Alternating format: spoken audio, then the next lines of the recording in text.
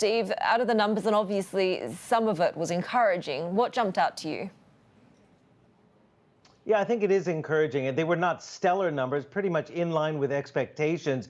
Revenue growing just 1%, and net income was also up, but it was also attributed to one-off gains. So it wasn't a stellar blowout report like we used to get before this regulatory crackdown, before COVID zero and the like, where we would regularly see high double-digit revenue gains. This chart kind of tells it all, doesn't it? Look at all those revenue quarterly gains over the last, can't even see how many years that is. And you have to kind of really squint to see that 1% rise in revenue after 2 consecutive quarters of contraction. But again, overnight, those ADRs did go up, and we'll be watching them today in the Hong Kong session because investors seem to be heartened by what the executives had to say. They saw an improving economy towards the end of the fourth quarter.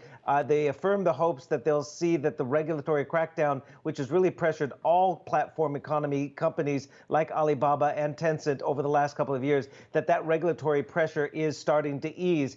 International gaming, they saw some strength there, and they also talked up the potential for AI and putting in AI into all of its applications, from WeChat to gaming to online videos and the like. That's more future products. But again, cloud and fintech showed some weakness because of weaker consumer demand, as we saw, the disruptions from the COVID zero dismantling and then the wave of infections. Yeah, calling AI a growth multiplier, which would be quite exciting if it were to come to pass. But on the regulatory crackdown, Steve, I think that's probably still front of mind for most investors. Is it possible that these platform companies might be now out of the woods on that? Yeah, it's tough to say. Everything that Beijing has been saying has been the right thing. They've resumed, they got rid of the moratorium on new game approvals. So in December, Tencent got approvals for new Valorant and other titles, which should improve the pipeline, obviously, for games, which used to be really their bread and butter. But again, there's always this threat of regulatory action.